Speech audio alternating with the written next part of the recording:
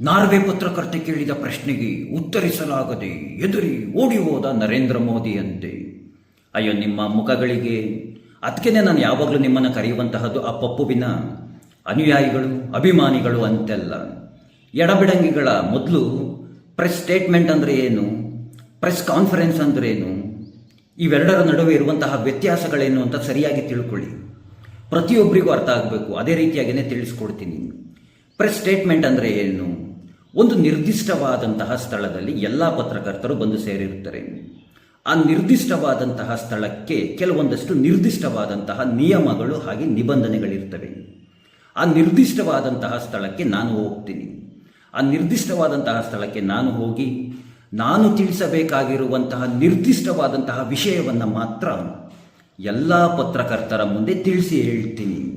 ಉದಾಹರಣೆ ಕೊಡಬೇಕು ಅಂದರೆ, ನಾನು ನಾಳೆ ಮದುವೆ ಆಗಬೇಕು ಅಂತ ತಿಳ್ಕೊಂಡಿದ್ದೀನಿ. ನಾನು ನಾಳೆ ಮದುವೆ ಆಗ್ತಿದ್ದೀನಿ ಅಂತ ಎಲ್ಲ ಪತ್ರಕರ್ತರ ಮುಂದೆ ತಿಳಿಸಿ ಹೇಳ್ತೀನಿ. ಬಂದಿರುವಂತಹ ಎಲ್ಲ ಪತ್ರಕರ್ತರು ನಾನು ಹೇಳಿರುವಂತಹ ವಿಷಯವನ್ನು ಮಾತ್ರ ತೆಗೆದುಕೊಂಡು ಎಲ್ಲ ಜನಸಾಮಾನ್ಯರಿಗೂ ತಿಳಿಸುವಂತಹ ಕೆಲಸವನ್ನು ಮಾಡ್ತಾರೆ. ನಾಳೆ ಶ್ರೀಕಾಂತ್ ಶೆಟ್ಟಿ ಮದುವೆ ಆಗ್ತಾ ಇದ್ದಾರಂತೆ ಅಂತ ತಿಳಿಸ್ತಾರೆ. ಅಲ್ಲಿ ಯಾರನ್ನು ಪತ್ರಕರ್ತರು ನನ್ನನ್ನು ಯಾವುದೇ ರೀತಿಯಾಗಿ ಪ್ರಶ್ನೆಯನ್ನು ಮಾಡೋದಿಲ್ಲ. ಇದನ್ನು ಪ್ರೆಸ್ ಸ್ಟೇಟ್ಮೆಂಟ್ ಅಂತ ಹೇಳ್ತಾರೆ. ಪ್ರೆಸ್ ಕಾನ್ಫರೆನ್ಸ್ ಅಂದರೆ ಏನು? ಒಂದು ನಿರ್ದಿಷ್ಟವಾದಂತಹ ಸ್ಥಳದಲ್ಲಿ ಎಲ್ಲ ಪತ್ರಕರ್ತರು ಬಂದು ಸೇರಿರ್ತಾರೆ. ಅದೇ ನಿರ್ದಿಷ್ಟವಾದಂತಹ ಸ್ಥಳಕ್ಕೆ ಶ್ರೀಕಾಂತ್ ಶೆಟ್ಟಿ ಆದಂತಹ ನಾನು ಹೋಗ್ತೀನಿ. ನಾನು ಶ್ರೀಕಾಂತ್ ಶೆಟ್ಟಿ ಆ ಸ್ಥಳಕ್ಕೆ ಹೋದ ನಂತರ ಅಲ್ಲಿ ಬಂದಿರುವಂತಹ ಎಲ್ಲ ಪತ್ರಕರ್ತರು ನನಗೆ ಪ್ರಶ್ನೆಗಳ ಮೇಲೆ ಪ್ರಶ್ನೆಗಳನ್ನು ಕೇಳೋದಕ್ಕೆ ಪ್ರಾರಂಭವನ್ನು ಮಾಡ್ತಾರೆ. ಏನಂತ ಎಲ್ಲ ಪ್ರಶ್ನೆಗಳನ್ನು ಮಾಡ್ತಾರೆ? ಶ್ರೀಕಾಂತ್ ಶೆಟ್ಟಿ, ನೀವು ನಾಳೆ ಮದುವೆ ಆಗ್ತಿದ್ದೀರಂತೆ. ಯಾಕೆ ಮದುವೆ ಆಗ್ತಿದ್ದೀರಾ? ಎಲ್ಲಿ ಮದುವೆ ಆಗ್ತಿದ್ದೀರಾ? ಯಾರನ್ನ ಮದುವೆ ಆಗ್ತಾ ಇದ್ದೀರಾ? ಎಷ್ಟು ಜನ ಮಕ್ಕಳು ಮಾಡ್ಕೊಳ್ಬೇಕು ಅಂದ್ಕೊಂಡಿದ್ದೀರಾ? ಕೊನೆಗೆ ಡಿವೋರ್ಸ್ ಯಾವಾಗ ತೆಗೆದುಕೊಳ್ತೀರಾ? ಈ ರೀತಿಯಾಗಿ ಚಿತ್ರ ವಿಚಿತ್ರ ಅವರು ತೋಚಿದ ರೀತಿಯಾಗಿ ಎಲ್ಲ ಪ್ರಶ್ನೆಗಳನ್ನು ಅವ್ರು ಕೇಳ್ತಾ ಇರ್ತಾರೆ. ನಾವು ಅದಕ್ಕೆ ಉತ್ತರಗಳನ್ನು ಕೊಟ್ಕೊಂಡು ಹೋಗ್ತಾ ಇರ್ತೀವಿ. ನರೇಂದ್ರ ಮೋದಿಯವರು ಪ್ರೆಸ್ ಕಾನ್ಫರೆನ್ಸ್ನಲ್ಲಿ ಇರಲಿಲ್ಲ. ಅದು ಯಾವುದೋ ಒಂದು ಪತ್ರಕರ್ತೆ ತಲೆಕೆಟ್ಟ ಪತ್ರಕರ್ತೆ. ಅದು ಯಾರೋ ಒಳ್ಳೆ ದುಡ್ಡನ್ನು ಕೊಟ್ಟಿರಬೇಕು, ಫಂಡ್ ಮಾಡಿರಬೇಕು. ಇನ್ನೇನು ನರೇಂದ್ರ ಮೋದಿಯವರು ನಡ್ಕೊಂಡು ಹೋಗುವಂತಹ ಸಮಯದಲ್ಲಿ ನರೇಂದ್ರ ಮೋದಿಗೆ ನನ್ನದೊಂದು ಪ್ರಶ್ನೆ ಇದೆ, ಅದಕ್ಕೆ ಉತ್ತರವನ್ನು ನೀಡ್ತೀರಾ ಅಂತಂದ್ಬಿಟ್ಟು ಪ್ರಶ್ನೆಯನ್ನು ಮಾಡಿದ್ರೆ ಯಾವನಾರು ನೋಡಿದವ್ನು ನಗ್ತಾನೆ, ಇಲ್ಲ ಮೆಟ್ ತೊಗೊಂಡು ಹಾಕ್ಬಿಡ್ತಾನೆ. ಮೊದಲು ಸರಿಯಾಗಿ ತಿಳ್ಕೊಳ್ಳಿ. ಪ್ರೆಸ್ ಸ್ಟೇಟ್ಮೆಂಟ್ ಅಂದರೆ ಏನು, ಪ್ರೆಸ್ ಕಾನ್ಫರೆನ್ಸ್ ಅಂದರೆ ಏನು, ಪ್ರೆಸ್ ಮೀಟ್ ಅಂದರೆ ಏನು, ಪ್ರೆಸ್ ಅನೌನ್ಸ್ಮೆಂಟ್ ಅಂದರೆ ಏನು ಅಂತಂದ್ಬಿಟ್ಟು. ಇದರ ನಂತರ ನಡೆದಂತಹದ್ದೇ ಒಳ್ಳೆಯ ತಮಾಷೆ ವಿಚಾರ. ಪ್ರಶ್ನೆ ಕೇಳಿದ ಮೇಲೆ ಅದಕ್ಕೆ ಉತ್ತರವನ್ನು ಕೊಡಬೇಕು ತಾನೆ. ಹೆಲಿಲೀಗು ಆ ಪತ್ರಕರ್ತೆಯ ಹೆಸರು. ಆ ಪತ್ರಕರ್ತೆ ಉತ್ತರವನ್ನು ನೀಡಬೇಕು ತಾನೆ. ನಮ್ಮ ಭಾರತದ ವಿದೇಶಾಂಗ ಸಚಿವಾಲಯ ಇದೆಯಲ್ಲ, ಆ ಪತ್ರಕರ್ತೆನ ಇನ್ವೈಟ್ ಮಾಡ್ತಾರೆ.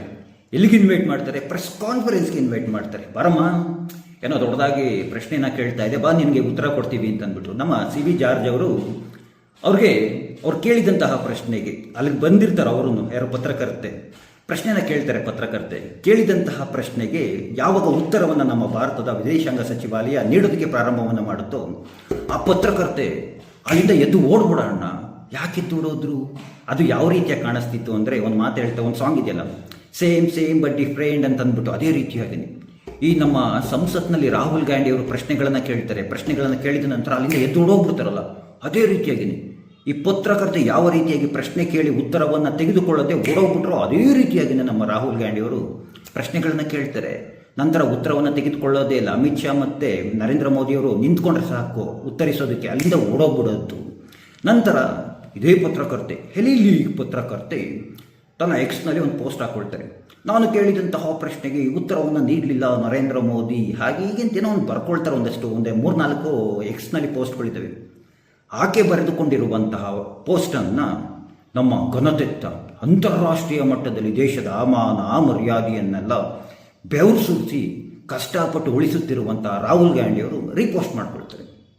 ರಾಹುಲ್ ಗಾಂಧಿಯವರು ರೀಪೋಸ್ಟ್ ಮಾಡಿಕೊಂಡ ನಂತರ ಇದವಲ್ಲ ಆತನ ಅನುಯಾಯಿಗಳು, ಅಭಿಮಾನಿಗಳು, ತಲೆಯಲ್ಲಿ ಬುದ್ಧಿ ಇಲ್ಲದಿರೋಂಥವು ಇವುಗಳು, ಅಯ್ಯೋ ತಗೊಳಪ್ಪ, ನರೇಂದ್ರ ಮೋದಿ ಅಂತಾರಾಷ್ಟ್ರೀಯ ಮಟ್ಟದಲ್ಲಿ ದೇಶದ ಮಾನ ಮರ್ಯಾದೆಯನ್ನು ಕಳೀತಾ ಇದ್ದಾರೆ, ಹಾಗೆ ಹೀಗೆ ಅಂತ ಬೆಳಗ್ಗೆಯಿಂದ ಎಲ್ಲ ಪೋಸ್ಟ್ಗಳನ್ನ ಮಾಡಿಕೊಂಡು ತಲೆ ತಿಂತಾ ಇದ್ದಾವೆ.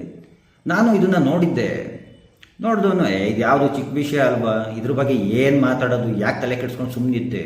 ನೋಡಿದ್ರೆ ಇದನ್ನೇ ದೊಡ್ಡ ಮಟ್ಟದಲ್ಲಿ ಚರ್ಚೆಗಳನ್ನು ಮಾಡ್ತಾ ಇದ್ದಾರೆ, ದೊಡ್ಡ ಮಟ್ಟದಲ್ಲಿ ಹಬ್ಬಿಸ್ತಾ ಇದ್ದಾರೆ. ಇವ್ರಿಗೆಲ್ಲ ಇನ್ನೇನು ಗೊತ್ತಿಲ್ಲ. ನರೇಂದ್ರ ಮೋದಿ ಏನು ತಿಂದರು, ಎಲ್ಲಿ ಹೋದ್ರು, ಎಲ್ಲಿ ಮಲಗಿದ್ರು, ನರೇಂದ್ರ ಮೋದಿಯವರ ಮುಖ ಬೆಳಗಾಗಿದೆಯಂತೆ, ನರೇಂದ್ರ ಮೋದಿಯವರ ಮುಖ ಕಪ್ಪಗಾಗಿದೆಯಂತೆ. ಯಾಕೆ ಕಪ್ಪಗಾಗಿದೆ? 10 ಕೋಟಿದು ಏನದು ಕೋಟಿದು ಅಣಬೆ ತಿಂತಾರಂತೆ, ಅಷ್ಟು ಕೋಟಿದು ಬಟ್ಟೆ ಹಾಕ್ತಾರಂತೆ, ಬರೀ ಇಂಥವೇನೆ. ಇದು ಬಿಟ್ಟರೆ ಇನ್ನೇನು ಇಲ್ವಾ? ಇನ್ನೇನು ಮಾತನಾಡೋಕ್ಕೆ ಸಿಗೋದಿಲ್ವಾ? ಒಂದೇ ಒಂದು ಭ್ರಷ್ಟಾಚಾರವನ್ನು ತೋರಿಸೋದಕ್ಕೆ ಸಾಧ್ಯ ಆಗೋದಿಲ್ವಾ? ಏನು ನೀವೆಲ್ಲ ರಾಜಕಾರಣಿಗಳ? ಅಲ್ಲಿ ಯಾರೋ ಕೈ ಕೊಡ್ತಾರಂತೆ, ಹಿಂಗೆ ಸರಿಯಾಗಿ ಕೈ ಹಿಡಿದ್ರೆ ಈ ಕಡೆಗೆ ತಿರ್ಗದು ಅಷ್ಟನ್ನೇ ಕಟ್ ಮಾಡಿಬಿಡ್ತಾರೆ. ನೋಡಿ, ನಿಮ್ಮ ನರೇಂದ್ರ ಮೋದಿಯವರಿಗೆ ಅಂತಾರಾಷ್ಟ್ರೀಯ ಮಟ್ಟದಲ್ಲಿ ಯಾವ ರೀತಿಯಾಗಿ ಗೌರವ ಇದೆ, ಬರೀ ಹಿಂಗೆ ತಿರ್ಗಿದ ಹಿಂಗೆ ಕಟ್ ಮಾಡಿಬಿಡ್ತಾರೆ. ಬರೀ ಇದೇನಾ? ಅಲ್ಲ, ನಿಮ್ದು ರಾಜಕಾರಣಿಗಳ ನೀವು ಇಲ್ಲ ಅಂತಂದರೆ ನನಗೆ ನಿಜವಾಗ್ಲೂ ನಮ್ಮ ದೇಶದಲ್ಲಿ ಇಂತಹ ಮಟ್ಟದಲ್ಲಿ ರಾಜಕಾರಣವನ್ನು ನಡೆಸ್ತಾರ ಅನ್ನೋದಾಗ್ಬಿಟ್ಟಿದೆ. ನಿಮ್ಮಂಥವ್ರಿಗೂ ಅಭಿಮಾನಿಗಳು, ಅನುಯಾಯಿಗಳು, ಅಯ್ಯೋ ನನ್ನ ಕರ್ಮಕ್ಕೆ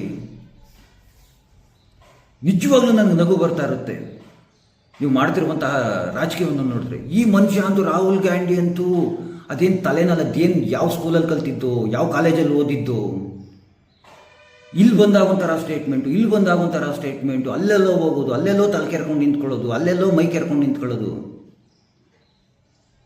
ಈಗ ನೋಡಿ, ಏನದು ಈಕೆದು ಹೆಲಿಲಿಂಗ್ ಇರಬೇಕು, ಹೆಲಿಲಿಂಗ್ ಇರಬೇಕು. ಒಂದು ಸ್ವಲ್ಪ ನನಗೆ ಅದು ಸ್ಪೆಲ್ಲಿಂಗ್ ಗೊತ್ತಾಗ್ತಾ ಇಲ್ಲ, ಅದು ಸ್ಪೆಲ್ ಔಟ್ ಮಾಡೋದಕ್ಕೆ. ನೋಡ್ಕೊಂಬಿಡಿ, ಹುಡುಕೊಳ್ಳಿ.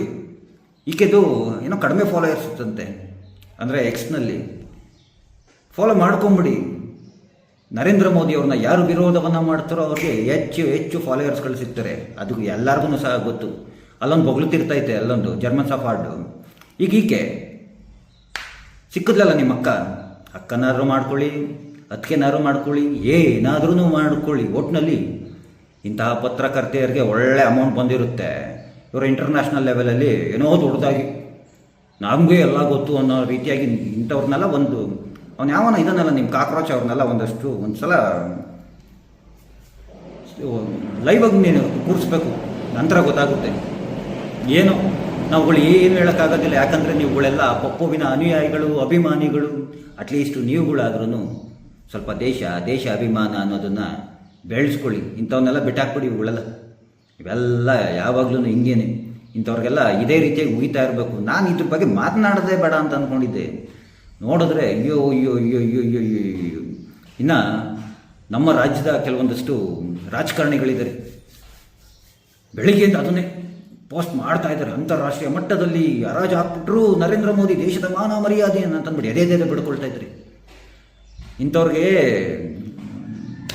ಬಿಡಿ, ಅಯ್ಯೋ ಏನು ಮಾತನಾಡಿದ್ರು ತಪ್ಪಾಗ್ಬಿಡುತ್ತೆ ಇವಾಗ ಅಂತ ಹೇಳ್ತಾ, ಆ ಕೃಷ್ಣ ಇಂಥವ್ರಿಗೆ, ಈ ನಾಯಕನಿಗೆ, ಹಾಗೆ ಈ ನಾಯಕನನ್ನು ಅನುಸರಿಸುವಂಥವ್ರಿಗೆ ತಲೆಯಲ್ಲಿ ಒಂದು ಸ್ವಲ್ಪ ಬುದ್ಧಿನ ನೀಡಲಪ್ಪ ದೇವರೇ, ಮೊದಲು ಆ ಕೆಲಸ ಮಾಡಪ್ಪ ಅಂತ ಆ ಕೃಷ್ಣನಲ್ಲಿ ಪ್ರಾರ್ಥನೆಯನ್ನು ಮಾಡ್ಕೊಳ್ತಾ, ಆ ಕೃಷ್ಣ ನಿಮ್ಮೆಲ್ಲರಿಗೂ ಒಳ್ಳೆಯದನ್ನು ಮಾಡಲಿ. ಎಲ್ರಿಗೂ ಧನ್ಯವಾದಗಳು. ಜೈ ಶ್ರೀ ಕೃಷ್ಣ.